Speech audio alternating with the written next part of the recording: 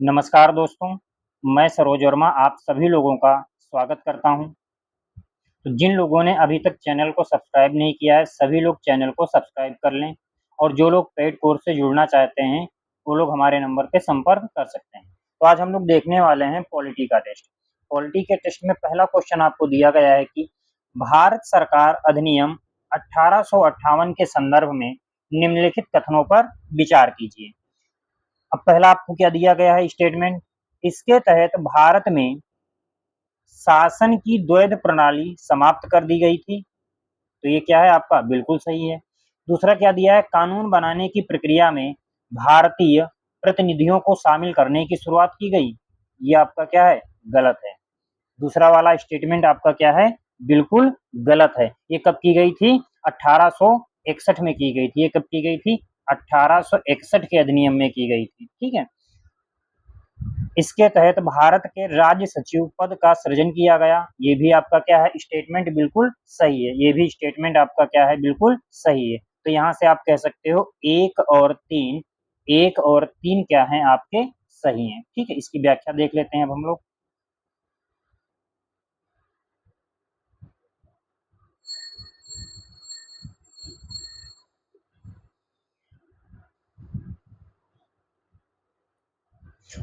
भारत सरकार अधिनियम 1858, इसके तहत भारत का शासन सीधे महारानी विक्टोरिया के अधीन चला गया। दूसरा पॉइंट ध्यान देना है इसमें, नियंत्रण बोर्ड और निर्देशक कोर्ट को क्या कर दिया गया था, इसके द्वारा समाप्त कर दिया गया था। तीसरी बात, भारत में द्वैध शासन प्रणाली क्या कर दी गई थी, इसके द्वारा समाप्त कर दी गई थी। चौथी बात इसमें ध्यान देना, भारत के राज्य सचिव पद का सृजन किया गया। पांचवी बात, इसके तहत भारत सचिव की परिषद का गठन किया गया। इस परिषद को समाप्त भारत में शासन अधिनियम 1935 के द्वारा किया गया था। इस परिषद को कब समाप्त किया गया था, भारत शासन अधिनियम 1935 के द्वारा। इसी के तहत वायसराय पद का सृजन किया गया था। इसी के तहत क्या किया गया था, वायसराय पद का सृजन किया गया था। इसीलिए यहाँ से क्या, एक और तीन स्टेटमेंट आपके सही हैं। अब जो 1861 का अधिनियम था, उसके द्वारा भारत परिषद अधिनियम कानून बनाने की प्रक्रिया में भारतीय प्रतिनिधियों को शामिल करने की शुरुआत की गई थी। तो इसीलिए दूसरा वाला स्टेटमेंट क्या है, गलत है। 1858 में नहीं, 1861 में की गई थी। तो ये बातें आप ध्यान देना। अगला सवाल,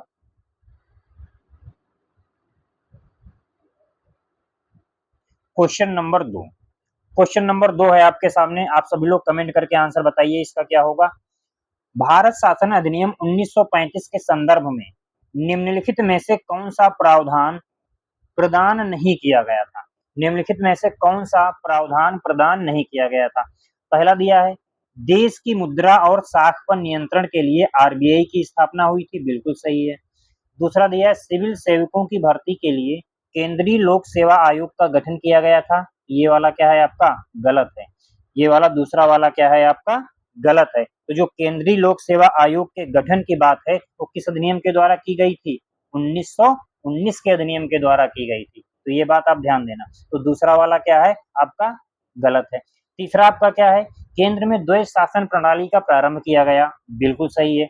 और चौथा आपका क्या दिया गया है, केंद्र और प्रांतों के बीच 3 सूचियों के आधार पर शक्तियों का बंटवारा किया गया। ये भी आपका स्टेटमेंट क्या है, सही है। तो यहाँ से इसका उत्तर क्या हो जाएगा, ऑप्शन नंबर बी, सिविल सेवकों की भर्ती के लिए केंद्रीय लोक सेवा आयोग का गठन किया गया था। ठीक, ये वाला क्या है, गलत है। किसके द्वारा किया गया था, 1919 के द्वारा किया गया था। और कब किया गया था, 1926 में किया गया था। और कब किया गया था, 1926 में किया गया था। अगला सवाल, इसकी व्याख्या देख लेते हैं हम लोग। इसकी व्याख्या आप लोग जरूर ध्यान देना। 1935 अधिनियम की विशेषताएं, इसके द्वारा क्या किया गया था, अखिल भारतीय संघ की स्थापना की गई थी। दूसरा पॉइंट है, केंद्र और राज्यों के मध्य 3 सूचियों के आधार पर शक्तियों का बंटवारा किया गया। प्रांतों में द्वैध शासन व्यवस्था समाप्त एवं केंद्र में द्वैध शासन प्रणाली का प्रारंभ किया गया। और इसके द्वारा क्या किया गया था, प्रांतों में जो द्वैध शासन व्यवस्था थी उसको समाप्त कर दिया गया था। और केंद्र में द्वैध शासन प्रणाली का क्या किया गया था, प्रारंभ किया गया था। चौथी बात, दलित महिलाओं और मजदूर वर्ग के लिए एक निर्वाचन पांचवी बात, भारतीय रिजर्व बैंक की स्थापना मुद्रा एवं साख पर नियंत्रण के लिए। छठी बात, लोक सेवा आयोग की स्थापना एवं प्रांतीय सेवा आयोग की स्थापना की गई थी। इसके तहत 1 अक्टूबर 1937 को संघीय न्यायालय की स्थापना की गई थी। इसके तहत 1 अक्टूबर 1937 में क्या की गई थी? संघीय न्यायालय की स्थापना की गई थी। तो ये बातें आप ध्यान देना, पेपर में यहाँ से सारी बातें आपसे पूछी जा सकती हैं। और ध्यान देना, 1919 का जो अधिनियम था यहाँ पे, तो सिविल सेवकों को भर्ती के लिए केंद्रीय लोक सेवा आयोग का गठन 1926 में किया गया था, ना कि 1935 के अधिनियम के द्वारा किया गया था। किसके द्वारा किया गया था? 1919 के द्वारा। इसलिए आपका ऑप्शन नंबर बी क्या था? गलत था। अगला सवाल, क्वेश्चन नंबर 3। सभी लोग कमेंट करके बताइए क्वेश्चन नंबर 3 का उत्तर क्या होगा। चार्टर कानून 1813 के संदर्भ में निम्नलिखित कथनों पर विचार कीजिए। निम्नलिखित कथनों पर विचार कीजिए। पहला दिया गया है, इस कानून ने भारत में कंपनी के व्यापार एकाधिकार को समाप्त कर दिया। बिल्कुल सही है। दूसरा दिया है, भारत की स्थानीय सरकारों को व्यक्तियों पर कर लगाने के लिए अधिकृत किया। ये भी स्टेटमेंट क्या है आपका? बिल्कुल सही है। तो इसका मतलब क्या हो जाएगा? ऑप्शन नंबर सी, 1 और 2 दोनों क्या है? सही है। 1 और 2 दोनों क्या है? सही है। इसकी व्याख्या देख लेते हैं। चार्टर एक्ट 1813, पहली बात इसमें ध्यान देना, इस कानून ने भारत में कंपनी के व्यापारिक एकाधिकार को क्या कर दिया था? समाप्त कर दिया था। दूसरी बात, ईसाई मिशनरियों को भारत आकर लोगों को प्रबुद्ध करने की अनुमति प्रदान की गई। तीसरी बात, बासिंदों के बीच पश्चिमी शिक्षा के प्रचार प्रसार की व्यवस्था दी। भारतीयों की शिक्षा के लिए बजट में 1 लाख रुपए की व्यवस्था की गई थी। वार्षिक बजट में कितने की व्यवस्था की गई थी? शिक्षा के लिए 1 लाख रुपए की व्यवस्था की गई थी। चौथी बात, स्थानीय सरकारों को व्यक्तियों पर कर लगाने के लिए अधिकृत किया। स्थानीय सरकारों को क्या किया गया? व्यक्तियों पर कर लगाने के लिए अधिकृत किया गया था। तो ये सारी बातें आप ध्यान देना।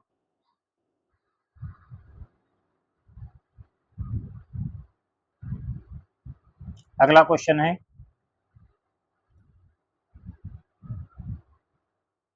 Question number 4। चौथा दिया है, भारत शासन अधिनियम 1919 में प्रांतीय विषयों को आरक्षित एवं हस्तांतरित भागों में विभक्त किया गया था। निम्नलिखित में से कौन से विषय हस्तांतरित विषय माने गए थे? निम्नलिखित में से कौन से विषय हस्तांतरित विषय माने गए थे? आप लोग कमेंट करके उत्तर बताइए इसका क्या होगा। तो पहली चीज क्या है? पहला क्या दिया है आपको? ध्यान देना, न्याय प्रशासन। पहला आपको क्या दिया गया है? न्याय प्रशासन। ये क्या आपका हस्तांतरित विषय था? बिल्कुल नहीं था। दूसरा आपको क्या दिया गया है? शिक्षा। शिक्षा आपका था? बिल्कुल था। तीसरा आपको क्या दिया गया है? स्वास्थ्य। स्वास्थ्य भी है आपका हस्तांतरित विषय में शामिल है। और चौथा क्या दिया गया है आपका? भू राजस्व। चौथा क्या दिया गया है? भू राजस्व। तो भू राजस्व आपका नहीं है। इसी आपका क्या हो जाएगा? 2 और 3, ऑप्शन नंबर डी आपका क्या होगा? इस सवाल का सही उत्तर होगा 2 और 3, option number D. Option number D क्या होगा? इस सवाल का सही उत्तर होगा।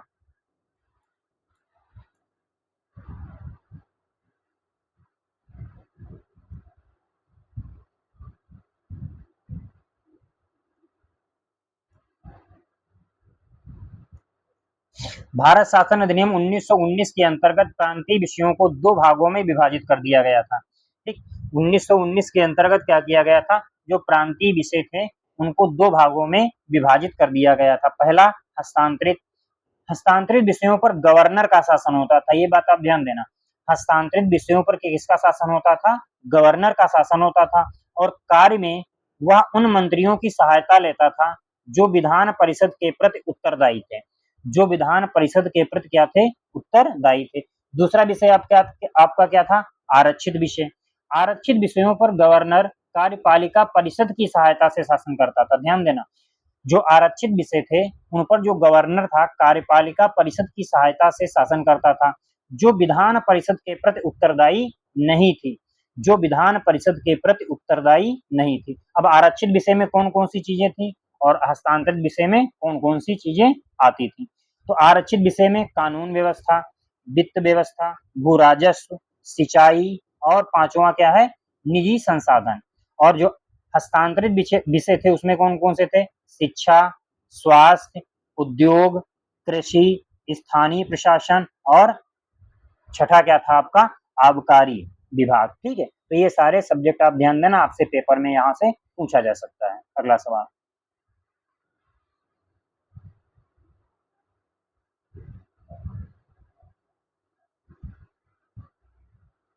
Question number 5।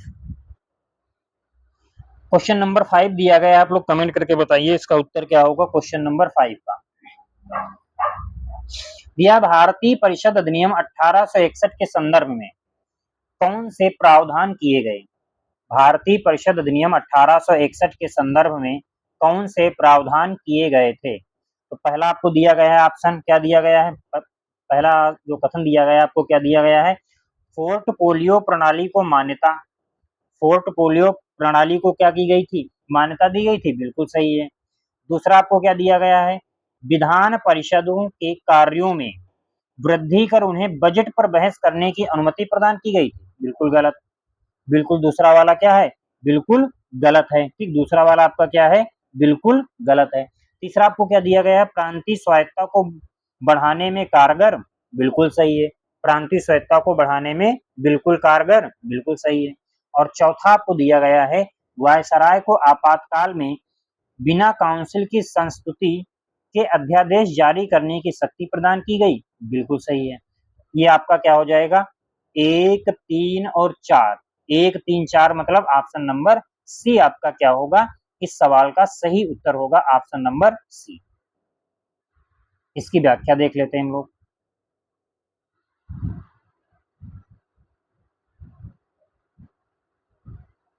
व्याख्या आपको दी गई है, भारत परिषद अधिनियम 1861 के बारे में। पोर्टफोलियो प्रणाली को मान्यता दी जो 1857 में कैनिंग द्वारा प्रारंभ की गई थी। दूसरी बात, वायसराय को आपातकाल के दौरान बिना काउंसिल की सिफारिश के अध्यादेश जारी करने के लिए अधिकृत किया गया। तीसरी बात, बंगाल, उत्तर पश्चिम सीमा प्रांत और पंजाब में विधान परिषद का गठन हुआ। चौथी बात, विकेंद्रीकरण की प्रक्रिया की शुरुआत हुई। ठीक है, अब देखो जो 1892 का जो भारत परिषद अधिनियम था, इसमें क्या किया गया था? विधान परिषद के कार्यों में वृद्धि हुई थी, और बजट पे बहस की जो बात होती है वो किसमें हुई थी? 1892 में हुई थी। इसीलिए जो दूसरा वाला स्टेटमेंट था वो आपका क्या था? गलत था। 1 और 3 क्या है? 1, 3 और 4 क्या है? सही है। अगला सवाल,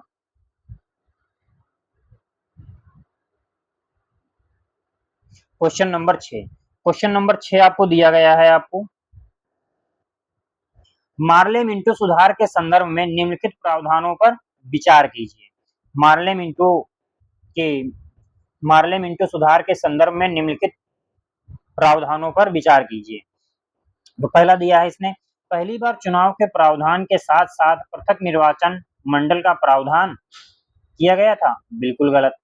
दूसरा दिया है, केंद्रीय परिषद में सदस्यों की संख्या 16 से बढ़ाकर 40 की गई, बिल्कुल सही है। 16 से बढ़ाकर कितनी की गई? 40 की गई, बिल्कुल सही है। और आपको जो क्वेश्चन नंबर 6, 40 से बढ़ाकर कितनी की गई थी? एक मिनट लेना, थोड़ा यहाँ पे सवाल दोबारा देख लेना। सवाल क्या कह रहा है? क्वेश्चन नंबर 6, मार्ले मिंटो सुधार के संदर्भ में निम्नलिखित प्रावधानों पर विचार करें। ठीक, फिर आपको आगे दिया गया, चीज हमने ध्यान नहीं दी थी कि उपरोक्त कथनों में कौन सा सही नहीं है? कौन सा सही नहीं है? कौन सा सही नहीं है? पहला दिया गया है, पहली बार चुनाव के प्रावधान के साथ साथ पृथक निर्वाचन मंडल का भी प्रावधान किया गया था, बिल्कुल सही है। ये वाला क्या है? बिल्कुल सही है। फिर बोला गया, केंद्रीय परिषद में सदस्यों की संख्या 16 से बढ़ाकर 40 की गई। 16 से बढ़ाकर क्या की गई थी? 60 की गई थी। तो दूसरा वाला क्या हो गया? गलत। तीसरा दिया, इस अधिनियम ने पृथक निर्वाचन के आधार पर मुस्लिमों एवं दलितों के लिए सांप्रदायिक प्रावधान किया गया, सांप्रदायिक प्रतिनिधित्व का प्रावधान किया। बताइए ये सही की गलत? सांप्रदायिक प्रावधान का प्रतिनिधित्व किया गया था, बताइए। तो ये वाला भी आपका क्या है यहाँ पे गलत है। तो यहाँ से आपका क्या हो जाएगा ऑप्शन नंबर सी 2 और 3 कौन सा सही नहीं है ये हमसे पूछा था। इसकी व्याख्या देख लेते हैं। व्याख्या इसकी दी गई है आपको भारत सरकार अधिनियम भारत परिषद अधिनियम 1909 मार्ले मिंटो सुधार के नाम से इसको भी जाना जाता है। पहली बार चुनाव का प्रावधान करने के साथ ही पृथक निर्वाचन मंडल का प्रावधान मुस्लिमों के लिए पृथक निर्वाचन की व्यवस्था की गई थी। ठीक, तो ये कथन क्या है, ये अतः सही है लेकिन जो कथन है वो क्या है वहां पे गलत है। ठीक, तो इसलिए तीसरा वाला क्या हो जाएगा, कथन तीसरा क्या है, गलत है। ठीक, 1909 केंद्रीय विधान परिषदों के सदस्यों को सीमित अधिकार प्रदान किए गए। इस अधिनियम द्वारा चुनाव प्रणाली के सिद्धांत को भारत में पहली बार मान्यता मिली। चुनाव प्रणाली के सिद्धांत को भारत में पहली बार मान्यता दी गई थी। सिखों, भारतीय ईसाइयों, आंग्ल भारतीयों और यूरोपियों के लिए भी अलग निर्वाचन 1919 अधिनियम में किया गया था। दलित जातियों, महिलाओं और मजदूर वर्ग के लिए अलग से निर्वाचन व्यवस्था की गई 1935 के अधिनियम में। फिर अगला दिया गया है जो विधान परिषद के सदस्यों की संख्या थी वो कितनी थी, 16 से 60 की गई थी, ना कि 16 से 40 की गई थी। ठीक है, इसलिए दूसरा वाला स्टेटमेंट क्या था आपका, गलत था। 1892 के एक्ट के अधीन गवर्नर जनरल की परिषद में अतिरिक्त सदस्यों की संख्या बढ़ाकर कम से कम 10 तथा अधिक से अधिक 16 कर दी गई। इससे पहले इनकी न्यूनतम संख्या 6 और अधिकतम कितनी थी, 12 थी। इसी प्रकार प्रांतीय विधान परिषद में भी अतिरिक्त सदस्यों की संख्या बढ़ा दी गई थी। अगला है तीसरा, सत्येंद्र नाथ सिन्हा वायसराय की कार्यपालिका परिषद के प्रथम भारतीय सदस्य थे।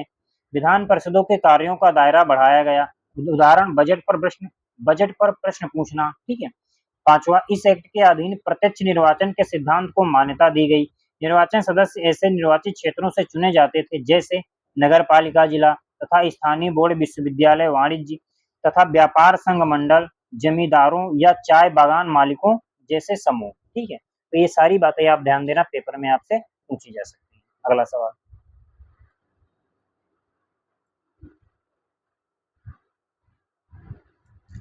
क्वेश्चन नंबर 7, आप लोग बताइए कमेंट करके इसका उत्तर क्या होगा 7 का। भारतीय शासन अधिनियम 1935 के द्वारा स्थापित संघ में अवशिष्ट शक्तियां किसे दी गई थी। पहला है संघीय विधानमंडल को, गलत। दूसरा दिया गया है गवर्नर जनरल को, बिल्कुल सही। तीसरा दिया प्रांतीय विधानमंडल को, गलत। चौथा दिया प्रांतीय राज्यपालों को, गलत। तो ऑप्शन नंबर बी क्या होगा, इसका सही उत्तर होगा। अगला सवाल, क्वेश्चन नंबर 8। क्वेश्चन नंबर 8 दिया गया है भारतीय संविधान के केंद्र और राज्यों के बीच शक्तियों के बंटवारे व्यवस्था निम्नलिखित में से किस योजना में की गई थी। पहला दिया गया मार्ले मिंटो सुधार 1909, गलत। दूसरा दिया गया है मॉन्टेग्यू चेम्सफोर्ड अधिनियम 1919, ये भी आपका क्या है, गलत है। तीसरा दिया है भारत सरकार अधिनियम 1935, बिल्कुल सही। और चौथा दिया गया है भारतीय स्वतंत्रता अधिनियम 1947, ये भी क्या है, गलत है। ये आपका क्या हो जाएगा, ऑप्शन नंबर सी आपका क्या हो जाएगा, इस सवाल का सही उत्तर होगा। इसकी व्याख्या देख लेते हैं थोड़ा। केंद्र और राज्यों के मध्य 3 सूचियों के आधार पर शक्तियों का बंटवारा किया गया था। पहला संघीय सूची, इसमें कितने विषय थे, 59। दूसरा राज्य सूची, इसमें कितने विषय थे, 54। चौथा, तीसरी है समवर्ती सूची, इसमें कितने विषय थे, 36। अगला सवाल, क्वेश्चन नंबर 9। क्वेश्चन नंबर 9 का आप लोग कमेंट करके उत्तर बताइए क्या होगा। पहला दिया है उद्देश्य प्रस्ताव के संदर्भ में निम्नलिखित कथनों पर विचार कीजिए। पहला दिया गया है पंडित नेहरू द्वारा संविधान सभा में उद्देश्य प्रस्ताव 9 दिसंबर 1946 को पेश किया गया था। 9 दिसंबर 1946 को पेश किया गया था, बताइए। तो पहला वाला क्या है, गलत है, 9 दिसंबर को नहीं, 13 दिसंबर 1946 था। अगला दिया गया इसमें कहा गया कि अल्पसंख्यकों, पिछड़े वर्गों तथा जनजातीय क्षेत्र के लोगों को पर्याप्त सुरक्षा प्रदान की जाएगी, बिल्कुल सही। तो ये आपका क्या हो जाएगा, ऑप्शन नंबर बी आपका क्या हो जाएगा, बिल्कुल सही, ऑप्शन नंबर बी। इसके बारे में देख लेते हैं।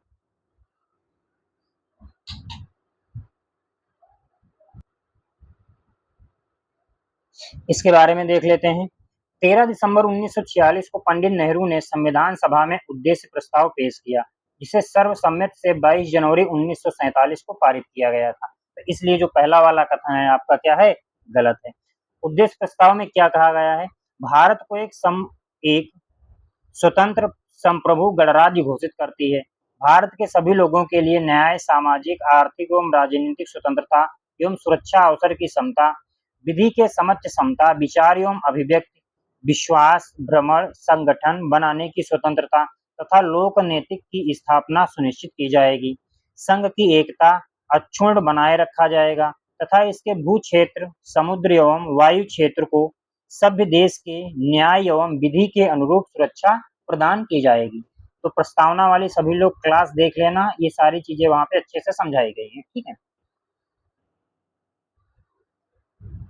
इस प्राचीन भूमि को विश्व में उसका अधिकार एवं उचित स्थान दिलाया जाएगा तथा विश्व शांति एवं मानव कल्याण को बढ़ावा देने के निमित्त उसके योगदान को सुनिश्चित किया जाएगा।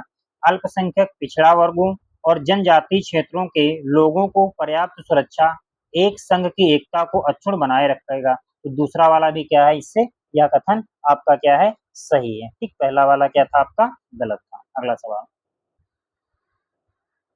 Question number 10। क्वेश्चन नंबर 10 का आप लोग कमेंट करके उत्तर बताइए क्या होगा। पहला दिया है, निम्नलिखित में से कौन से कार्य संविधान सभा द्वारा किए गए। निम्नलिखित में से कौन से कार्य संविधान सभा द्वारा किए गए थे। पहला है राष्ट्रमंडल में भारत की सदस्यता का सत्यापन, बिल्कुल सही है। दूसरा दिया गया है आपको 24 जनवरी 1950 को राष्ट्रीय ध्वज अपनाया गया था। 24 जनवरी 1950 को राष्ट्रीय ध्वज अपनाया गया था। तो ये वाला आपका क्या है, दूसरा वाला गलत है। कब, 22 जुलाई 1947 को अपनाया गया था राष्ट्रीय ध्वज को, ठीक है। और तीसरा आपको क्या दिया गया है, 24 जनवरी 1950 को डॉक्टर राजेंद्र प्रसाद को भारत के पहले राष्ट्रपति के रूप में चुना गया था, बिल्कुल सही है। तो पहला और तीसरा आपका सही है, तो मतलब ऑप्शन नंबर ए आपका क्या हो जाएगा, इसका सही उत्तर हो जाएगा।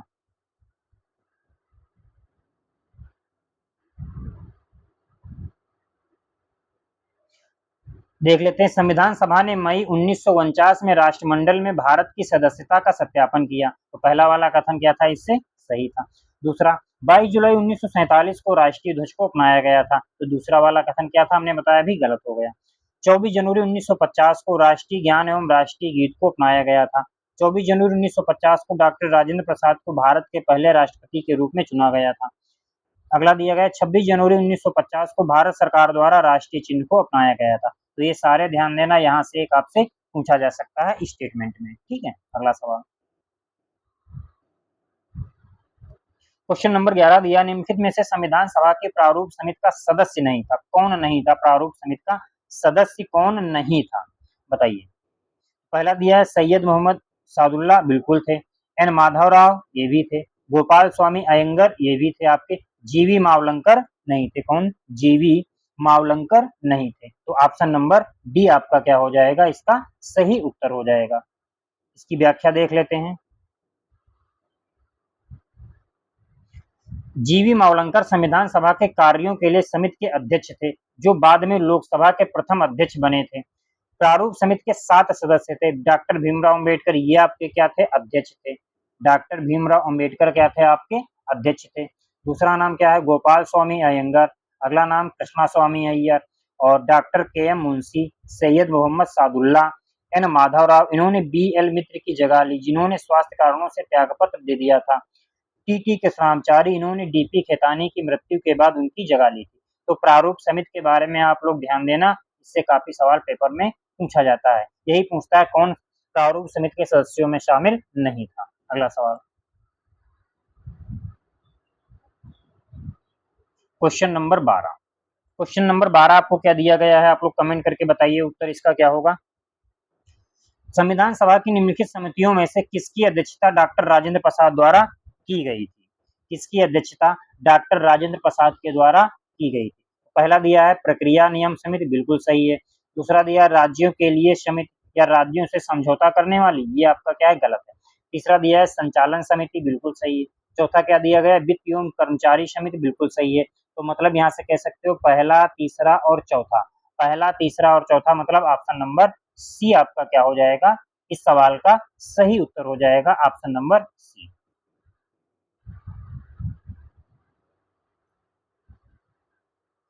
दिया गया डॉक्टर राजेंद्र प्रसाद ने निम्नलिखित बड़ी और छोटी समितियों की अध्यक्षता की थी। प्रक्रिया नियम समिति, संचालन समिति, वित्तीय एवं कर्मचारी समिति, राष्ट्रीय ध्वज संबंधी तदर्थ समिति। इसलिए क्या है आपका 1, 3 और 4 सही है। जबकि राज्यों के लिए जो समिति थी, राज्यों की समझौता करने वाली, इसकी अध्यक्षता पंडित जवाहरलाल नेहरू ने की थी। इसकी अध्यक्षता पंडित जवाहरलाल नेहरू ने की थी, ना कि डॉक्टर राजेंद्र प्रसाद ने की थी, ना कि डॉक्टर राजेंद्र प्रसाद ने की थी।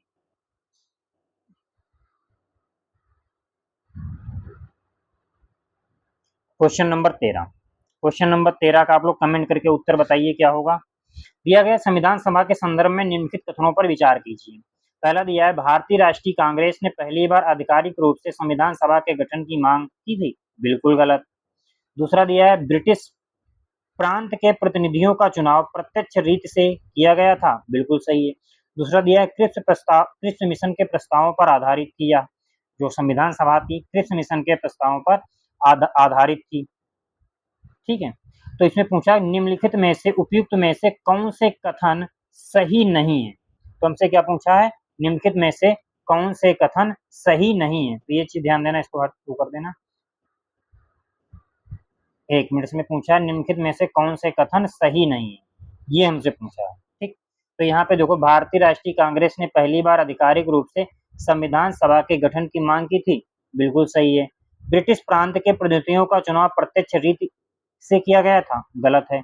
दूसरा दिया है क्रिप्स मिशन के प्रस्तावों पर आधारित थी, जो संविधान सभा, ये भी क्या है आपका गलत है, ठीक है। तो मतलब 2 और 3 गलत है, मतलब ऑप्शन नंबर बी आपका क्या हो जाएगा, सही हो जाएगा। तो ये चीज सवालों में ध्यान देना, कौन सा कथन सही है कौन सा कथन सही नहीं है, ये बात आप अच्छे से ध्यान देना। इसकी व्याख्या देख लेते हैं हम लोग।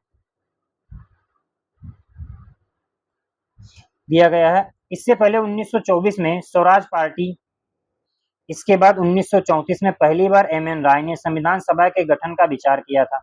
1935 में भारतीय राष्ट्रीय कांग्रेस ने पहली बार संविधान निर्माण के लिए आधिकारिक रूप से संविधान सभा के गठन की मांग की थी, इसलिए आपका कथन क्या है, सही है। दूसरा, ब्रिटिश प्रांत के प्रतिनिधियों का चुनाव प्रांतीय असेंबली में उस समुदाय के सदस्यों द्वारा किया गया था, अप्रत्यक्ष रूप से। एकल संक्रमणीय मत के माध्यम से समानुपातिक प्रतिनिधित्व तरीके से मतदान किया जाना था, तो दूसरा वाला क्या है यहाँ से गलत है। तीसरा आपका क्या, संविधान सभा का गठन कैबिनेट मिशन के प्रस्ताव पर आधारित था, बिल्कुल। तो यहाँ पे तीसरा वाला भी ऑप्शन नंबर बी क्या हो जाएगा, ये आपका सही उत्तर हो जाएगा, ठीक। तो ये चीज ध्यान देना है यहाँ से, तीसरा वाला कथन क्या है आपका गलत है, ठीक। अगला सवाल, क्वेश्चन नंबर 14 का आप लोग बताइए, संवैधानिक सरकार का आशय क्या है।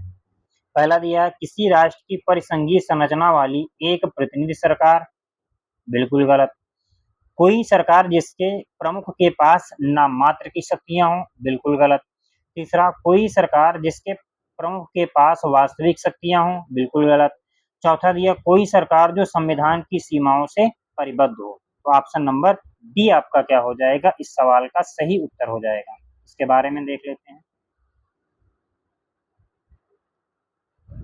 संविधान किसी राष्ट्र की मौलिक विधि होती है जिसमें शासन की विशेषताएं, शासकों के कर्तव्य, शक्तियां एवं आम जनता के अधिकार वर्णित होते हैं। संविधानवाद का आशय कोई सरकार अपने अधिकार एक मूलभूत विधि से प्राप्त करती है और विधिक रूप से इसी से सीमा भी निर्धारित होती है, जो कि एक संवैधानिक सरकार की परिभाषा है, ठीक। ये बात ध्यान देना। आगे देखते हैं, क्वेश्चन नंबर 15 का आप लोग उत्तर बताइए क्या हो जाएगा। दिया गया है निम्नलिखित युग्मों पर विचार कीजिए, स्रोत दिए गए हैं और ली गई विशेषताएं, ठीक। स्रोत दिए गए हैं और आपको क्या दी गई हैं, विशेषताएं ली गई हैं, ठीक। तो पहला दिया कनाडा का संविधान केंद्र द्वारा राज्य के राज्यपालों की नियुक्ति, बिल्कुल गलत।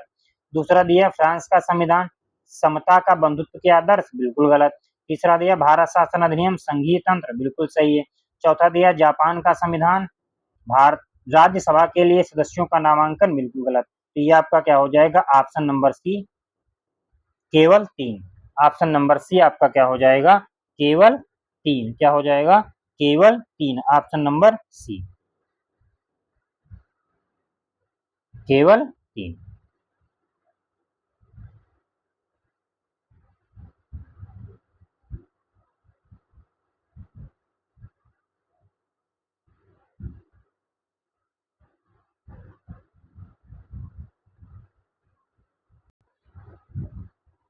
ये क्वेश्चन जरा दोबारा देख लेना आप लोग। क्या दिया गया था, निम्नलिखित युग्मों पर विचार कीजिए।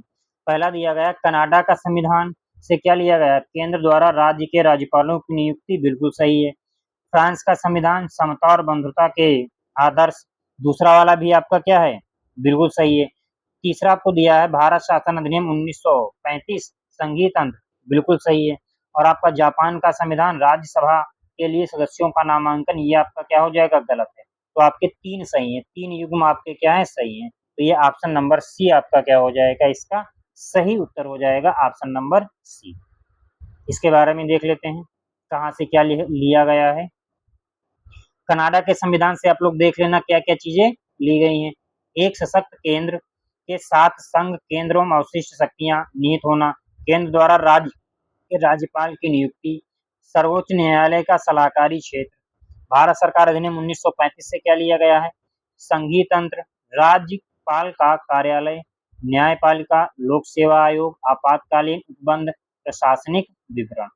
और अगला दिया है फ्रांस के संविधान से क्या क्या लिया गया है, गणतंत्रात्मक और प्रस्तावना में स्वतंत्रता, समता और बंधुता के। जापान के संविधान से क्या लिया गया है, विधि द्वारा स्थापित प्रक्रिया। आयरलैंड के संविधान से क्या क्या लिया गया है, राज्य के नीति निर्देशक सिद्धांत, राष्ट्रपति के निर्वाचन पद्धति और राज्यसभा के लिए सदस्यों का नामांकन। संयुक्त राज्य अमेरिका के संविधान से क्या लिया गया है, मूल अधिकार, न्यायपालिका की स्वतंत्रता, न्यायिक पूर्वावलोकन का सिद्धांत, राष्ट्रपति पर महाभियोग, उपराष्ट्रपति का पद, उच्चतम न्यायालय और उच्च न्यायालय के न्यायाधीशों का पद से हटाया जाना। तो ये सारी बातें आप ध्यान देना, पेपर में पूछी जाती है।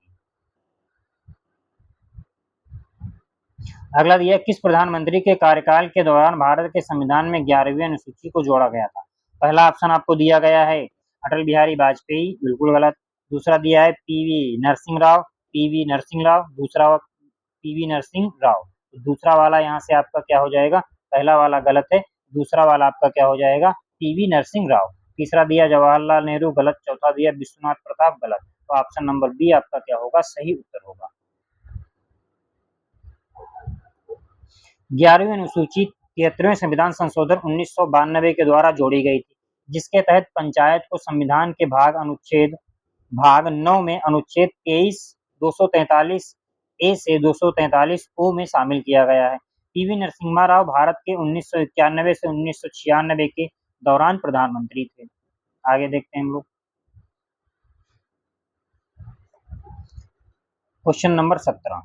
क्वेश्चन नंबर 17 का आप लोग उत्तर बताइए कमेंट करके, क्या होगा। तीसरी अनुसूची निम्नलिखित में से किसके द्वारा ली जाने वाली शपथ या प्रतिज्ञान के रूप से संबंधित है। पहला दिया सर्वोच्च न्यायालय के न्यायाधीश, बिल्कुल सही। दूसरा दिया है राष्ट्रपति, गलत। तीसरा दिया राज्य विधानमंडल के सदस्य, बिल्कुल सही। चौथा दिया है भारत के नियंत्रक एवं महालेखा परीक्षक, बिल्कुल सही। तो मतलब 1, 3 और 4 क्या है, सही है। तो ऑप्शन नंबर सी आपका क्या हो जाएगा, इस सवाल का सही उत्तर होगा ऑप्शन नंबर सी। क्या होगा, ऑप्शन नंबर सी। तो ये तीसरी अनुसूची की कुछ बातें हैं, आप ध्यान देना। तीसरी अनुसूची में विभिन्न उम्मीदवारों द्वारा ली जाने वाली शपथ या प्रज्ञान के रूप प्रावधान। पहला दिया संघ के मंत्री, दूसरा संसद के लिए निर्वाचन हेतु अभ्यर्थी, तीसरा दिया है संसद के सदस्य, चौथा दिया है सर्वोच्च न्यायालय के न्यायाधीश, पांचवा दिया है भारत के नियंत्रक एवं महालेखा परीक्षक, छठा दिया है राज्य मंत्री, सातवां दिया है राज्य विधानमंडल के लिए निर्वाचन के लिए अभ्यर्थी, आठवां दिया है राज्य विधानमंडल के सदस्य, नौवां दिया है उच्च न्यायालयों के न्यायाधीश। अनुच्छेद 60 के अधीन राष्ट्रपति संविधान तथा विधि के परिरक्षण, संरक्षण तथा प्रतिरक्षण की शपथ लेता है। तो ये बातें आप ध्यान देना, पेपर में आपसे पूछी जा सकती है। अगला सवाल,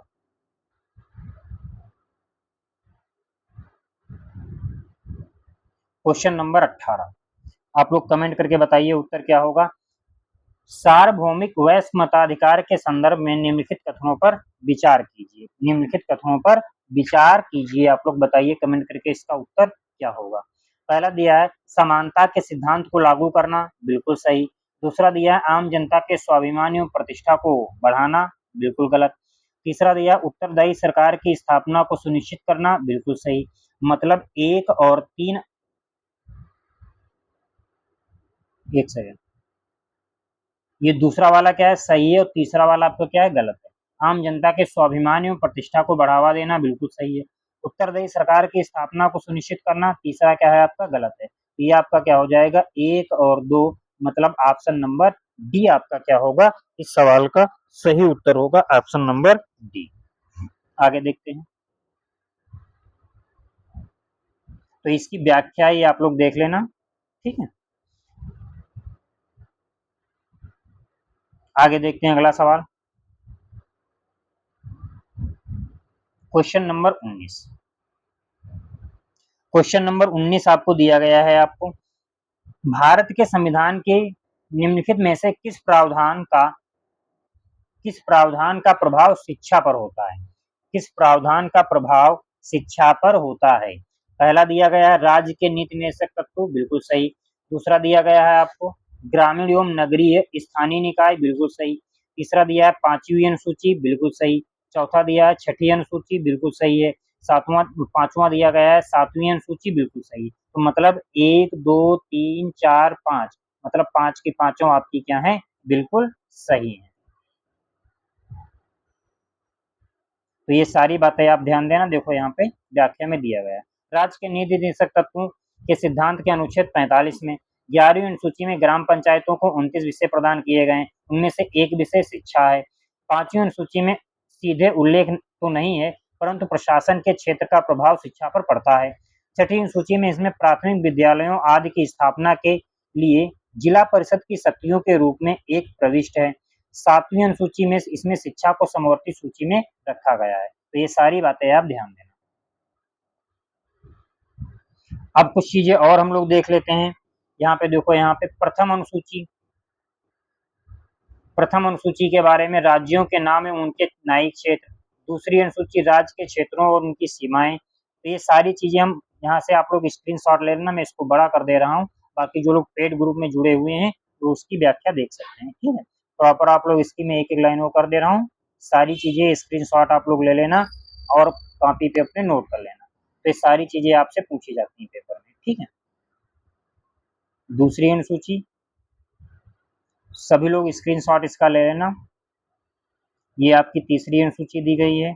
फिर चौथी अनुसूची, 5वीं अनुसूची के बारे में चीजें दी गई हैं, आप लोग नोट करते रहना।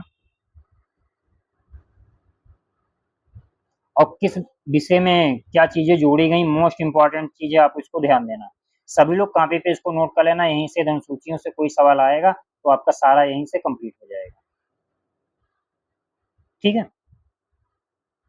बाकी इसकी जब क्लास होगी तो वहाँ पे थ्योरी वाले पूरा डिटेल से हमने बताया है वहाँ पे, ठीक है। ये 9वीं अनुसूची थी, ये आपकी 10वीं अनुसूची है, ये आपकी 11वीं अनुसूची है, और ये आपकी 12वीं। अब हम लोग देखते हैं अगला सवाल, क्वेश्चन नंबर 20। क्वेश्चन नंबर 20 आपको दिया गया है, भारत के संविधान की उद्देशिका डॉट डॉट दिया है, संविधान का भाग है किंतु कोई विधिक प्रभाव नहीं रखती है, बिल्कुल गलत, कोई विधिक प्रभाव नहीं रखती है।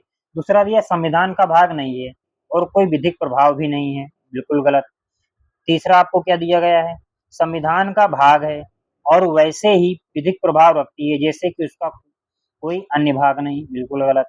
चौथा दिया है संविधान का भाग है कि किंतु उसके अन्य भागों से स्वतंत्र होकर उसका कोई प्रभाव नहीं है। तो ये आपका क्या हो जाएगा, ऑप्शन नंबर डी आपका क्या हो जाएगा, इसका सही उत्तर हो जाएगा।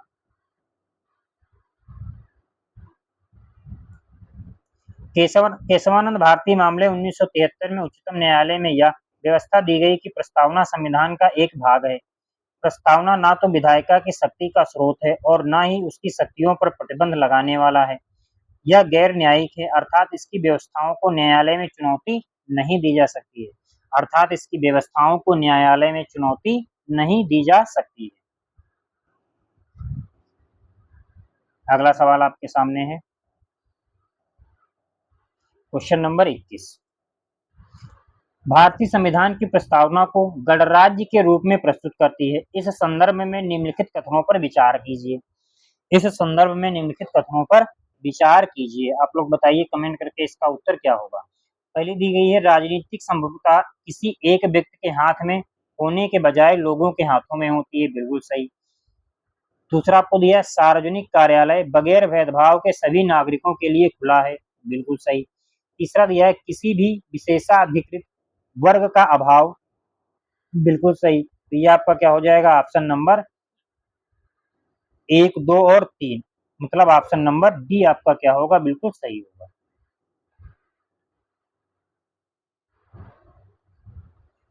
भारतीय संविधान की प्रस्तावना में गणतंत्र का अर्थ यह है कि भारत का प्रमुख अर्थात राष्ट्रपति चुनाव के जरिए सत्ता में आता है।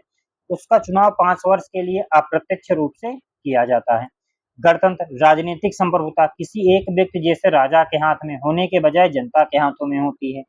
विशेषाधिकार वर्ग की अनुपस्थिति सार्वजनिक कार्यालय में बगैर किसी भेदभाव के प्रत्येक नागरिक के लिए खुला है। इसलिए तीनों स्टेटमेंट आपके क्या हैं, सही हैं। अगला सवाल, क्वेश्चन नंबर 22 दिया है, प्रस्तावना के संदर्भ में निम्नलिखित कथनों पर विचार कीजिए। पहला, प्रस्तावना कहती है कि संविधान के लोगों से शक्ति अधिग्रहित करता है। दूसरा, संविधान की प्रस्तावना में लोकतांत्रिक व्यवस्था की परिकल्पना की गई है। तीसरा दिया है, प्रस्तावना में सरकार की प्रणाली का स्पष्ट वर्णन किया गया है। तीनों कथन आपके क्या हैं, बिल्कुल सही है। तो ये ऑप्शन नंबर सी आपका क्या हो जाएगा, इस सवाल का सही उत्तर होगा। आगे देखते हैं। तो वही सारी चीजें यहाँ पे दी गई हैं, आप लोग देख सकते हो।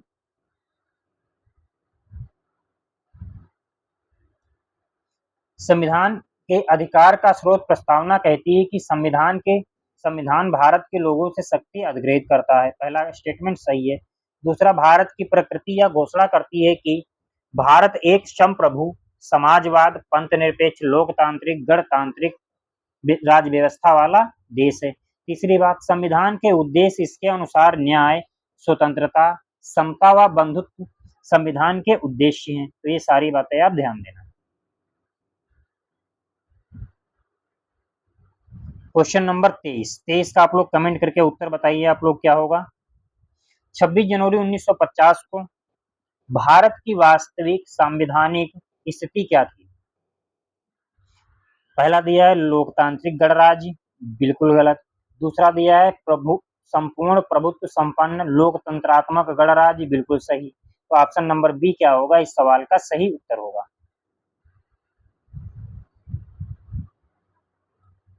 अगला दिया गया है, इसकी व्याख्या, पंथ निरपेक्ष समाजवादी अखंडता शब्द 42वें संविधान संशोधन 1976 द्वारा जोड़े गए थे। ठीक है, तो ये बातें आप ध्यान देना। तो जो विकल्प पहला था उसमें केवल गणतांत्रिक गणराज्य, जबकि उस समय भारतीय प्रस्तावना में संपूर्ण प्रभुत्व संपन्न लोकतांत्रिक गणराज्य के बारे में उल्लेख था, इसलिए पहला विकल्प क्या था, गलत था। दूसरा, प्रस्तावना में हम भारत के लोग भारत को एक संपूर्ण प्रभुत्व संपन्न समाजवादी पंथनिरपेक्ष लोकतंत्रात्मक गणराज्य बनाने के लिए आगे अग्रसर है। ठीक है, तो ये बातें इसमें आपकी प्रस्तावना में लिखी गई है। क्वेश्चन नंबर 24 का आप लोग उत्तर बताइए कमेंट करके, क्या होगा। निम्नलिखित में से कौन से प्रत्यक्ष लोकतंत्र के तत्व हैं। पहला दिया है जनमत संग्रह, बिल्कुल सही। दूसरा दिया है जनहित याचिका, बिल्कुल गलत। तीसरा दिया है वापस बुलाना, बिल्कुल सही। चौथा दिया अधिकार परीक्षा, बिल्कुल गलत। तो ये आपका क्या हो जाएगा, 1 और 3, 1 और 3, ऑप्शन नंबर डी आपका क्या हो जाएगा, इसका सही उत्तर होगा।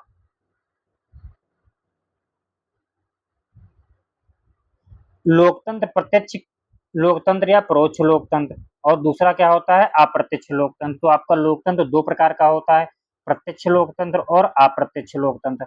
प्रत्यक्ष लोकतंत्र में लोग प्रत्यक्ष रूप से अपनी सर्वोच्च शक्ति का प्रयोग करते हैं। प्रत्यक्ष लोकतंत्र के 4 साधन होते हैं।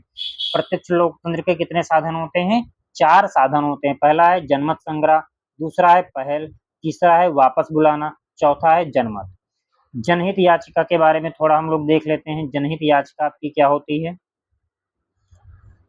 जिसको PIL कहते हैं। न्यायालय द्वारा जनता को न्यायिक प्रक्रिया के माध्यम से प्रदत्त शक्ति है, जो परोक्ष लोकतंत्र का साधन नहीं है। अधिकार परीक्षा इसके द्वारा किसी व्यक्ति को सरकारी पद प्राप्त करने से प्रतिबंधित किया जाता है। अधिकार परीक्षा एक प्रकार की रिट होती है, जो न्यायालय द्वारा किसी व्यक्ति द्वारा सार्वजनिक कार्यालय के दायरे में अपने दावे की जांच के लिए जारी की जाती है।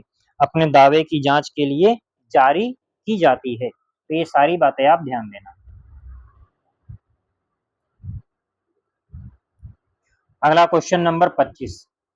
भारत के संविधान के उद्देश्यों में से एक आर्थिक न्याय का उल्लेख किया गया है। उद्देश्यों में से एक आर्थिक न्याय का उल्लेख किया गया है। पहला दिया गया है प्रस्तावना तथा मौलिक अधिकार, गलत। दूसरा दिया है प्रस्तावना तथा राज्य के नीति निर्देशक सिद्धांतों में, बिल्कुल सही है। तीसरा दिया गया है मौलिक अधिकारों तथा राज्य के नीति निर्देशक सिद्धांतों में, बिल्कुल गलत। तीसरा दिया उपरोक्त में से कोई नहीं। ऑप्शन नंबर बी क्या है, इसका सही उत्तर है। ठीक, तो ये इसकी व्याख्या दी गई है, आप लोग देख लेना। और इसकी व्याख्या जो प्रस्तावना चैप्टर है, अभी क्लास आपको मिल जाएगी, तो वहां से पूरा अच्छे से कंप्लीट कर लेना। बाकी जो लोग व्याख्या देखना चाहते हैं, आप लोग देख सकते हैं इसकी व्याख्या। ठीक है, ये पूरी प्रस्तावना दी गई है, आप लोग नोट कर लेना। ठीक, बाकी जो लोग क्लास कर रहे हो, उसमें क्लास में सारी चीजें मैं इसको दे रहा हूँ। ठीक, क्वेश्चन नंबर 26। 26 आपको दिया है, भारतीय संविधान का अनुच्छेद 3 संसद को प्राधिकृत करता है, बताइए। पहला दिया गया है नए राज्य का निर्माण करने हैं, तो बिल्कुल सही है। दूसरा दिया है किसी राज्य की सीमाओं में परिवर्तन करने हैं, बिल्कुल सही है। तीसरा दिया है किसी राज्य के शहर के नाम में परिवर्तन करने हैं, तो गलत। ठीक, तो ये आपका क्या हो जाएगा, ऑप्शन नंबर सी, एक और, अच्छा एक सेकंड, एक और दो। ऑप्शन नंबर सी आपका क्या हो जाएगा, एक और दो।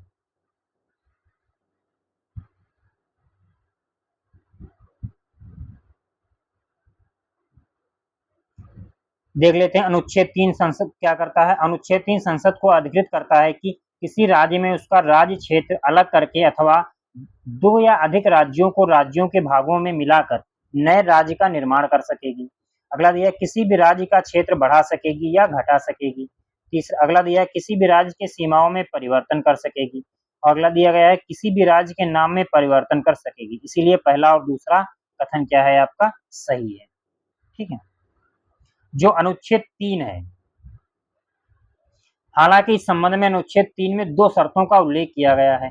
पहली, अध्यादेश राष्ट्रपति को मंजूरी के बाद ही संसद में पेश किया जाएगा। सहमति से पूर्व राष्ट्रपति उस अध्यादेश को उससे संबंधित राज्य विधायिका का मत जानने के लिए भेजता है। एक निर्दिष्ट अवधि के भीतर ही उसके विचार व्यक्त करने के लिए संदर्भित करता है। ठीक, राज्य विधायिका के प्रति विचार बाध्यकारी नहीं होता है। रेल मंत्रालय, डाक विभाग, सर्वेक्षण विभाग से प्राप्ति करने के बाद अनुमति, गृह मंत्रालय किसी भी स्थान का नाम परिवर्तित करने पर अपनी सहमति प्रदान कर सकता है। ठीक, तो ये सारी बातें आप ध्यान देना। ठीक है, तो इसलिए विकल्प 3 क्या था, गलत था। ठीक, क्वेश्चन नंबर 27। भारतीय संविधान में भारतीय संघ के हिस्से नहीं है कि प्रवेश एवं गठन से संबंधित उपबंध की अनुच्छेद के अंतर्गत चर्चा की गई है। पहला दिया अनुच्छेद 1 गलत। दूसरा दिया है अनुच्छेद 2 के अंतर्गत, बिल्कुल सही। तीसरा गलत है, और ये चौथा और तीसरा गलत, मतलब ऑप्शन नंबर बी आपका क्या है, सही है। अनुच्छेद 2 के अंतर्गत अभी पीछे हमने डिस्कशन किया, आप लोग देख लेना उसकी व्याख्या। क्वेश्चन नंबर 28 दिया गया, फजल अली आयोग के संदर्भ में निम्नलिखित कथनों पर विचार कीजिए। पहला दिया है एक राज्य एक भाषा के सिद्धांत को अपनाया गया है। एक राज्य एक भाषा के सिद्धांत को अपनाया गया है, बिल्कुल गलत। दूसरा दिया है देश की एकता एवं सुरक्षा की अनुरक्षण एवं संरक्षण, बिल्कुल सही है। तो ऑप्शन नंबर बी आपका क्या हो जाएगा, इस सवाल का सही उत्तर होगा। इसके बारे में हम लोग देख लेते हैं। फजल अली आयोग की सिफारिशें किसी भी राज्य के पुनर्गठन में भारत की एकता एवं सुरक्षा की अनुक्षरण एवं संरक्षण को प्रमुखता दी जानी चाहिए। दूसरा दिया है राज्यों के पुनर्गठन में भाषा को आधार बनाया जाना चाहिए। तीसरा दिया है एक राज्य एक भाषा के फार्मूले को अस्वीकार कर दिया। भाषाई एवं सांस्कृतिक एकरूपता को ध्यान में रखा जाना चाहिए। अगला दिया है प्रशासनिक, वित्तीय एवं आर्थिक परिस्थितियों को नजरअंदाज नहीं किया जा सकता। तो ये सारी बातें आप ध्यान देना, पेपर में आपसे पूछी जाती है। अगला क्वेश्चन नंबर 29, दिया गया निम्नलिखित में से किसके लिए संवैधानिक संशोधन की आवश्यकता होती है? किसके लिए संवैधानिक संशोधन की आवश्यकता होती है? पहला दिया नए राज्यों को संघ में शामिल करने के लिए, गलत। दूसरा दिया भारतीय क्षेत्र को किसी अन्य देश को सौंपने में, बिल्कुल सही। तीसरा आपको दिया गया है अन्य देश एवं भारत के बीच सीमा निर्धारण विवाद हल करने के लिए, बिल्कुल गलत। तो ये आपका क्या हो जाएगा? ऑप्शन नंबर 2, मतलब क्वेश्चन नंबर 2 सही है, तो मतलब ऑप्शन नंबर सी आपका क्या हो जाएगा? इस सवाल का सही उत्तर होगा।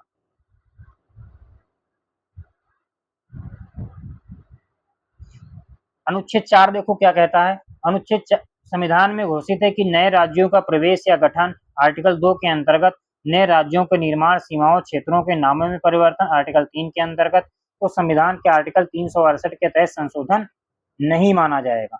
दूसरी बात, 1969 में उच्चतम न्यायालय ने व्यवस्था दी कि भारत और अन्य देशों के बीच सीमा निर्धारण विवाद को हल करने के लिए संवैधानिक संशोधन की आवश्यकता नहीं होती है। ठीक, अतः तीसरा वाला विकल्प क्या सही नहीं है, जैसे भारत और बांग्लादेश के मध्य भूमि सीमा समझौता।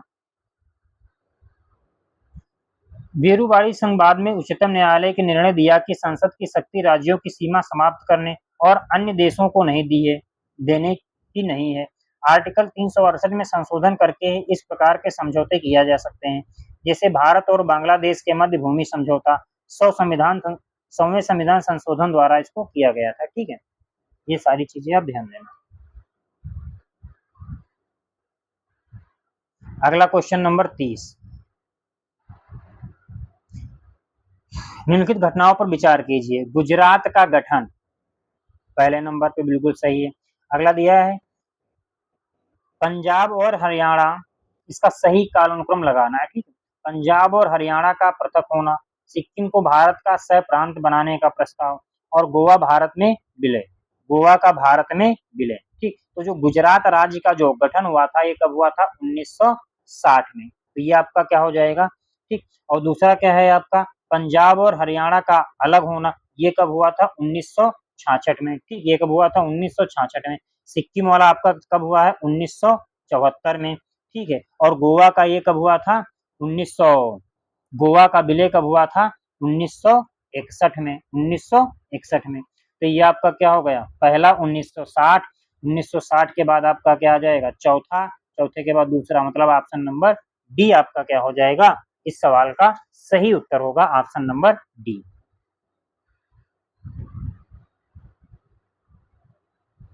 अगला दिया गया है इसमें गुजरात का गठन 1960, व्याख्या आप लोग देख लेना। गोवा का विलय 1961, जबकि 1987 में गोवा को पूर्ण राज्य बनाया गया था। पंजाब और हरियाणा का पृथक होना 1966, सिक्किम को भारत का प्रांत बनाने का प्रस्ताव 1974। तो ये सारी बातें ध्यान देना। अगला सवाल, क्वेश्चन नंबर 31, भारत की नागरिकता से संबंधित प्रावधानों के संदर्भ में निम्नलिखित कथनों पर विचार कीजिए।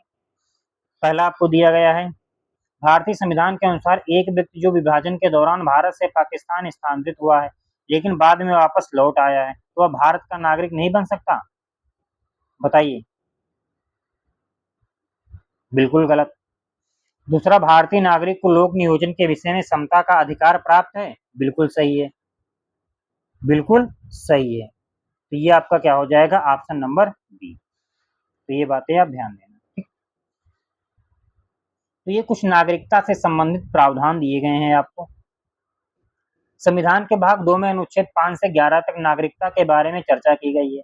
यह संसद को इस बात का अधिकार देता है कि वह नागरिकता से संबंधित मामलों की व्यवस्था करने के लिए कानून बनाए।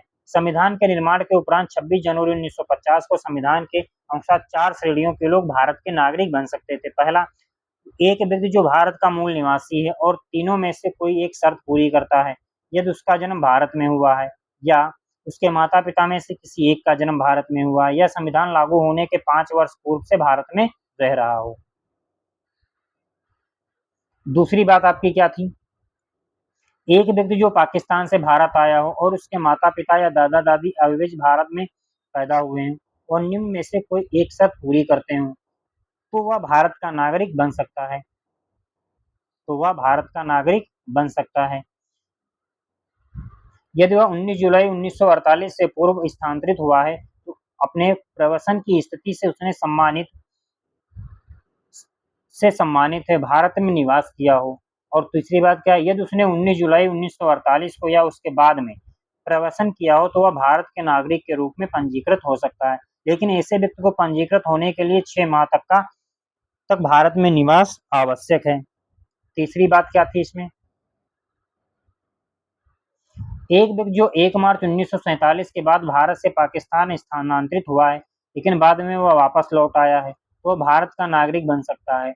उसे पंजीकरण प्रार्थना पत्र के बाद 6 माह तक रहना होगा। चौथी बात, एक व्यक्ति उसके माता-पिता या दादा-दादी अविभाजित भारत में पैदा हुए हों, लेकिन वह भारत के बाहर रह रहा हो, फिर भी वह भारत का नागरिक बन सकता है। यदि उसने भारत के नागरिक के रूप में पंजीकरण कूटनीति तरीके से या पार्षदी प्रतिनिधि के रूप में आवेदन किया है। यह व्यवस्था भारत के बाहर रहने वाले भारतीयों के लिए बनाई गई ताकि वे भारत की नागरिकता ग्रहण कर सकें। तो ये सारी चीजें आप ध्यान देना, ये पूरी व्याख्या है इसकी, आप लोग इसको नोट कर लेना, ठीक है। अगला क्वेश्चन आपको दिया गया है क्वेश्चन नंबर 32। क्वेश्चन नंबर 32 आपको क्या दिया गया है, आप लोग देखिए। राजेश ने अपनी भारतीय नागरिकता छोड़ने और अन्य देश एक्स की नागरिकता लेने का निर्णय लिया है और उसके 10 वर्षीय बेटे की नागरिकता की स्थिति क्या होगी। 10 वर्षीय बेटे की नागरिकता की स्थिति क्या होगी। पहला दिया है उसकी भारतीय नागरिकता बनी रहेगी, गलत। वह अपनी भारतीय नागरिकता खो देगा और भविष्य में इसे प्राप्त करने की अनुमति नहीं दी जाएगी, गलत। तीसरा दिया है इसे भारत और अन्य देश एक्स दोनों की नागरिकता प्राप्त होती है, गलत। तीसरा दिया है वह अपनी भारतीय नागरिकता खो देगा किंतु 18 वर्ष का हो जाने पर उसे भारतीय नागरिकता प्राप्त होगी, बिल्कुल सही है। ऑप्शन नंबर डी आपका क्या होगा, इस सवाल का सही उत्तर होगा।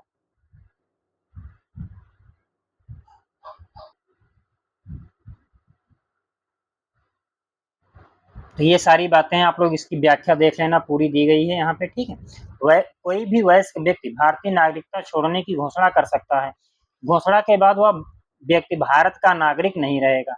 अगली बात, इसके अतिरिक्त उस व्यक्ति द्वारा भारतीय नागरिकता छोड़े जाने पर उस व्यक्ति की प्रत्येक अवयस्क संतान भी स्वतः नागरिकता से वंचित हो जाती है। वह संतान वयस्क मतलब 18 वर्ष होने पर पुनः भारतीय नागरिकता प्राप्त कर सकती है प्रार्थना पत्र देकर। तो ये सारी बातें आप ध्यान देना। अगला 33 नंबर क्वेश्चन है आपका, नागरिकता अधिनियम 1935 के संदर्भ में निम्नलिखित कथनों पर विचार कीजिए। नागरिकता अर्जन करने की शर्तों के तरीके केवल जन्म से वंश के आधार पर एवं पंजीकरण द्वारा ही, गलत। दूसरा, प्राप्त नागरिकता की समाप्ति त्याग कर बर्खास्तगी के द्वारा एवं वंचित करने के द्वारा हो सकती है, बिल्कुल सही है। ऑप्शन नंबर बी आपका क्या हो जाएगा, बिल्कुल सही है। इसके बारे में देख लेते हैं। भारतीय नागरिकता अधिनियम 1955 भारतीय संसद को नागरिकता के संदर्भ में विधि निर्माण का अधिकार दिया गया है, जिसके अंतर्गत 1955 में नागरिकता अधिनियम पारित किया गया था। अनुच्छेद 11 कब कब किया गया, 1986, 1992, 2003, 2005, 2015, 2019 और फिर एक लेटेस्ट में हुआ है 2026। इसके में संशोधन किया गया है। इस अधिनियम के अनुसार भारतीय नागरिकता 5 प्रकार से प्राप्त की जा सकती है, जन्म से, वंश से, पंजीकरण द्वारा, देशीकरण द्वारा, राज्य क्षेत्र में मिल जाने से, ठीक है। और जो नागरिकता समाप्ति की जो बात है, नागरिकता समाप्ति परित्याग या पर्यावसान या वंचित किए जाने पर भारत सरकार किसी भी आधार पर किसी व्यक्ति की नागरिकता वंचित कर सकती है। पहली चीज, संविधान के प्रति निष्ठा न रखने अथवा संविधान में आस्था न रखने वाले व्यक्ति को। दूसरा, युद्ध के समय में शत्रुओं की सहायता करने वाले को। तीसरा, यदि किसी व्यक्ति ने कपटपूर्व अर्थात गलत तरीके से भारतीय नागरिकता अर्जित की है। चौथा, देशीकरण या पंजीकरण द्वारा नागरिकता प्राप्त करने के 5 वर्ष के अंदर किसी अन्य देश द्वारा 2 वर्ष की सजा दिए जाने पर। 5वां, किसी भारतीय नागरिक स्त्री या पुरुष द्वारा दूसरे देश की के स्त्री या पुरुष के साथ विवाह करने पर। 6, लगातार 7 वर्षों तक बाहर से बाहर रहने पर। तो ये सारी चीजें आप ध्यान देना, नागरिकता समाप्ति से संबंधित है। क्वेश्चन नंबर 34, भारत के संदर्भ में निम्नलिखित कथनों पर विचार कीजिए। भारत में केवल एक ही नागरिकता और एक ही अधिवास है। अच्छा पूछा है, निम्नलिखित कथनों पर विचार कीजिए, पूछा कौन सा सही नहीं है, कि कौन सा सही नहीं है। पहला दिया भारत में एक ही नागरिकता और एक ही अधिवास है, बिल्कुल सही है। दूसरा दिया जो व्यक्ति जन्म से नागरिक हो केवल वही राष्ट्रपति बन सकता है, बिल्कुल गलत। तीसरा दिया जिस विदेशी को एक बार नागरिकता दे दी गई, किसी भी परिस्थिति में उसे वंचित नहीं किया जा सकता, बिल्कुल गलत। तो ये क्या हो जाएगा, ऑप्शन नंबर बी आपका क्या हो जाएगा, 34 का सही उत्तर होगा ऑप्शन नंबर बी। तो ये इसकी व्याख्या है। पहला दिया भारत में केवल एक ही नागरिकता प्रावधान है। भारत में नागरिक जन्म से या प्राकृतिक रूप से राष्ट्रपति बनने की योग्यता रखते हैं, जबकि अमेरिका में केवल जन्म से नागरिक ही राष्ट्रपति बन सकते हैं। अगला दिया गया है निम्न स्थितियों में नागरिकता छीनी जा सकती है। अभी हमने पीछे बताया है कब कब छीनी जा सकती है, ठीक है, ये सारी बातें आप ध्यान देना। अगला दिया गया है क्वेश्चन नंबर 35, विदेशी भारतीय नागरिक ओसीआई कार्ड होल्डर के संदर्भ में निम्नलिखित कथनों पर विचार कीजिए। पहला आपको क्या दिया गया है, क्वेश्चन नंबर 35 दिया गया है कोई विदेशी नागरिक जो संविधान लागू होने के समय तथा उसके बाद भारतीय नागरिक था, बिल्कुल सही है। दूसरा किसी भी देश का नागरिक ओसीआई कार्ड के लिए अर्ह है, बिल्कुल गलत। तीसरा दिया जीवन भर बिना वीजा के भारत आ जा सकता है, बिल्कुल सही है। तो मतलब पहला और तीसरा क्या है आपका सही है, ऑप्शन नंबर ए।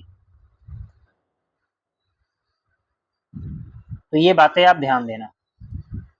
भारत के समुद्र पारीय नागरिक ओसीआई भारत सरकार द्वारा नागरिकता प्रारंभ वर्ष 2005 से किया गया है। इसके अनुसार नागरिकता अधिनियम 1955 के खंड 7A के अनुसार अंतर्गत रजिस्टर्ड होना आवश्यक है। इसके प्रावधान इस प्रकार हैं, ऐसा व्यक्ति जो भारतीय संविधान लागू होने के समय अथवा उसके पश्चात किसी भी भारत का नागरिक बनने की योग्यता रखता था, वह व्यक्ति जो वर्तमान में दूसरे देश का नागरिक है अथवा भारत के किसी ऐसे क्षेत्र में निवासी है जो 15 अगस्त 1947 के बाद भारत का अंग बन गया, इन योग्यताओं को धारण करने वाले व्यक्ति के पुत्र पुत्री पोता पोती नाती नातिन को भी ओसीआई कार्ड जारी किया जा सकता है। तो ये बातें आप ध्यान देना। वह व्यक्ति जो कभी भी पाकिस्तान अथवा बांग्लादेश का नागरिक रहा हो वह समुद्र पारी भारतीय नागरिकता प्राप्त नहीं कर सकता है। तीसरा ओसीआई कार्ड प्राप्त करने वाले व्यक्ति को जीवन भर वीजा प्राप्त होता है, भारत आ जा सकता है, ठीक है। क्वेश्चन नंबर 36, भारतीय संविधान के मूल अधिकारों के संदर्भ में निम्नलिखित कौन सा कथन सही है। पहला दिया ये अमेरिकी संविधान से प्रेरित है, बिल्कुल सही है। दूसरा दिया सभी मूल अधिकार प्रकृति में न्यायोचित हैं, बिल्कुल सही है। तीसरा दिया ये कार्यपालिका के निरंकुशता और विधायिका की मनमानी के विरुद्ध है, बिल्कुल सही है। तो मतलब तीनों आपके क्या हैं, सही है, ऑप्शन नंबर डी। तो ये इसकी व्याख्या दी गई है, आप लोग देख लेना आराम से, ठीक है। ये इसकी व्याख्या दी गई है, ठीक है। अगला क्वेश्चन नंबर 37, कानून को लागू करने के मामले में कोई विधान जो किसी कार्यपालक अथवा प्रशासनिक अधिकारी को अनिर्देशित एवं अनियंत्रित विवेकाधिकार देता है, भारत के संविधान के निम्नलिखित अनुच्छेदों में से किसका उल्लंघन करता है। बताइए किसका उल्लंघन करता है। तो ये आपका क्या हो जाएगा, अनुच्छेद 14 का, ऑप्शन नंबर ए किसका उल्लंघन करता है, अनुच्छेद 14 का। अनुच्छेद 14 में कहा गया है कि भारत के राज्य क्षेत्र में किसी व्यक्ति को विधि के समक्ष समता से या विधियों के समान संरक्षण से वंचित नहीं करेगा। किसी व्यक्ति के पक्ष में विशिष्ट विशेषाधिकारों की अनुपस्थिति। अगला दिया है साधारण विधि या साधारण विधि न्यायालय के तहत सभी व्यक्तियों के लिए समान व्यवहार। चौथा दिया कोई व्यक्ति विधि के ऊपर नहीं है, चाहे अमीर हो चाहे गरीब हो चाहे अधिकारी हो चाहे गैर अधिकारी हो। तो ये सारी बातें आप ध्यान देना।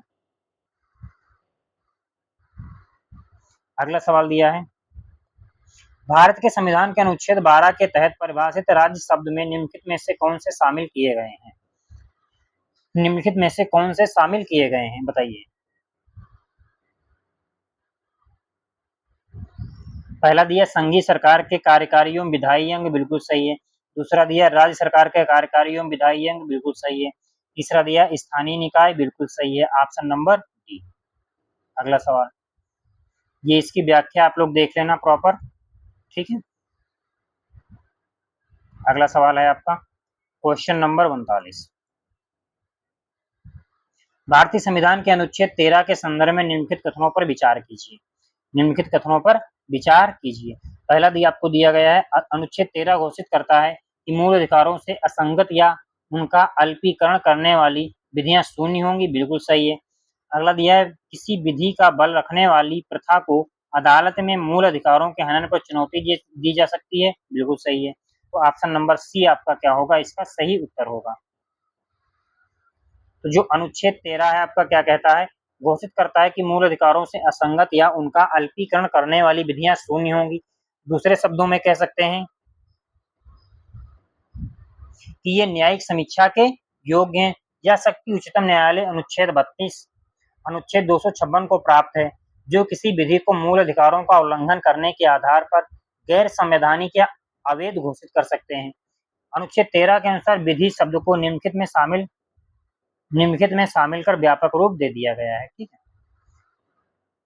क्या क्या देखो यहाँ पे सारी चीजें दी गई, कहाँ कहाँ पे शामिल किया गया है, आप इसका फोटो खींच लेना और नोट करके जैसा लिखा आप लोग ऐसे इसको प्रॉपर नोट कर लेना, ठीक है। आगे देखते हैं अगला सवाल, क्वेश्चन नंबर 40। यह भारत के संविधान का कौन सा अनुच्छेद अपनी पसंद के व्यक्ति से विवाह करने के किसी व्यक्ति के अधिकार को संरक्षण देता है, बताइए। ये आपका क्या हो जाएगा, अनुच्छेद 21, option number B. Option number B आपका देखो क्या कहता है, अनुच्छेद 21 अपने पसंद के व्यक्ति से विवाह करने के किसी व्यक्ति को अधिकार अनुच्छेद 21 के तहत जीवन के अधिकार में संरक्षण दिया गया है।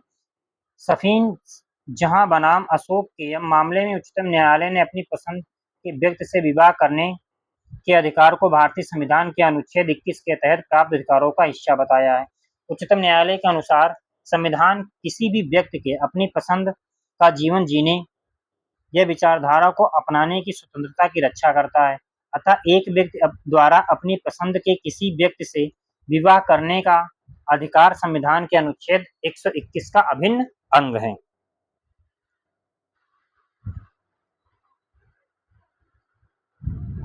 अगला दिया है क्वेश्चन नंबर 41। निजता के अधिकार को जीवन एवं व्यक्तिगत स्वतंत्रता के अंतर्गत भाग के रूप में संरक्षित किया जाता है। संविधान में निम्नलिखित में से किसके उपयुक्त कथन की सही समुचित ढंग से अर्थित होता है, बताइए। तो ये आपका क्या हो जाएगा, ऑप्शन नंबर सी, अनुच्छेद 21 भाग 3 में गारंटी की स्वतंत्रताएं दी गई हैं, ठीक है। अगला क्वेश्चन दिया गया है क्वेश्चन नंबर 42। भारत के संविधान के किस अनुच्छेद के अंतर्गत निजता का अधिकार संरक्षित है, तो ये आपका क्या हो जाएगा, 21, अनुच्छेद 21। अगला सवाल, ये निजता के बारे में दी गई है, व्याख्या आप लोग देख लेना। अगला दिया गया है 43 नंबर, निम्नलिखित में से कौन सा मूल अधिकार है। पहला दिया गया है आचरण का अधिकार, बिल्कुल सही। दूसरा शयन का अधिकार। तीसरा दिया है किसी पुस्तक का प्रकाशन। ऑप्शन नंबर डी आपका क्या होगा, सही उत्तर होगा।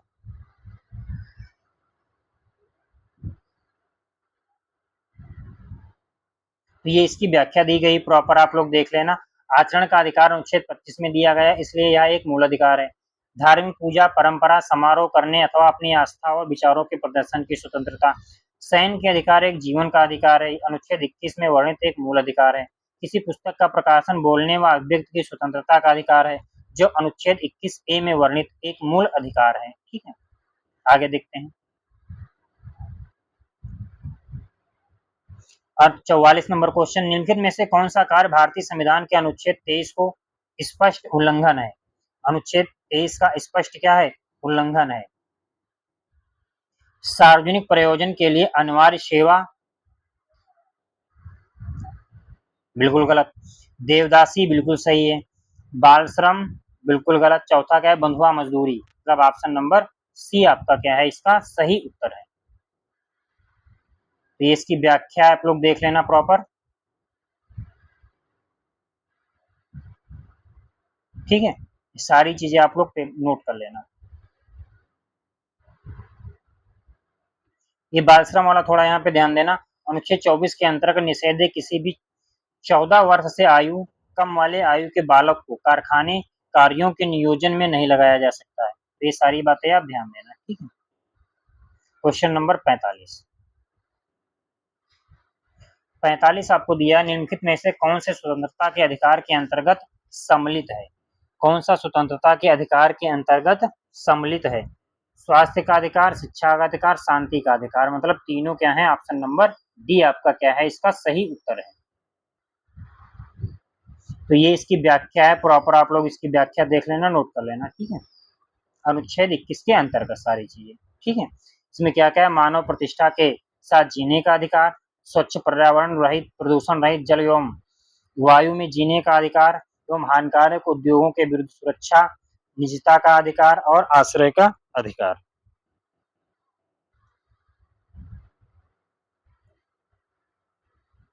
फिर इसी में दिया गया है आपके सारे, ये ध्यान देना।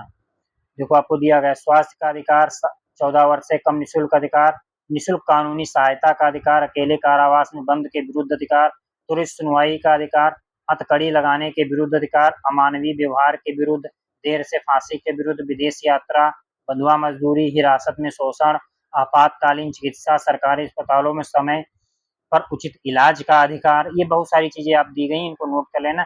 यही सारी चीजें आपसे पेपर में पूछता। देखो यहाँ सरकारी अस्पतालों में उचित इलाज का अधिकार, राज्य के बाहर न जाने का अधिकार, निष्पक्ष सुनवाई का अधिकार, कैदी के लिए जीवन की आवश्यकताओं का अधिकार, महिलाओं के साथ आदर और सम्मान पूर्वक व्यवहार करने का अधिकार, सार्वजनिक फांसी के विरुद्ध अधिकार, पहाड़ी क्षेत्रों में मार्ग का अधिकार, सूचना का अधिकार, प्रतिष्ठा का अधिकार। दो सीधे बहुत सारे दिए गए हैं, आप लोग नोट कर लेना। यही पूछता कौन सा है या कौन सा नहीं है। ठीक है। Question number 46। भारत का संविधान निम्नलिखित में से किसके माध्यम से महिलाओं के अधिकारों की सुरक्षा और कल्याण सुनिश्चित करता है? पहला दिया है अनुच्छेद 15(3), अनुच्छेद 39 और अनुच्छेद 51। और अनुच्छेद 51 बताइए आप लोग कमेंट करके इसका उत्तर क्या होगा। इसका क्या हो जाएगा? तीनों सही है, ऑप्शन नंबर डी। अगला सवाल, ये व्याख्या है इसकी, आप लोग देख लेना प्रॉपर। Question number 47। सर्वोच्च न्यायालय अनुच्छेद 32 के अंतर्गत बंदी प्रत्यक्षीकरण रिट जारी कर सकता है। बंदी प्रत्यक्षीकरण रिट जारी कर सकता है। बंदी प्रत्यक्षीकरण रिट सार्वजनिक और व्यक्तिगत दोनों के खिलाफ जारी किया जा सकता है। बिल्कुल सही है। निवारक नजरबंदी के अंतर्गत बंदी बनाए गए लोगों के लिए। बिल्कुल गलत। मतलब ऑप्शन नंबर ए आपका क्या होगा? सही होगा। अगला सवाल, तो ये जरा देख लेना। बंदी प्रत्यक्षीकरण रिट या लैटिन भाषा या लैटिन शब्द है जिसका अर्थ होता है सशरीर उपस्थित होना।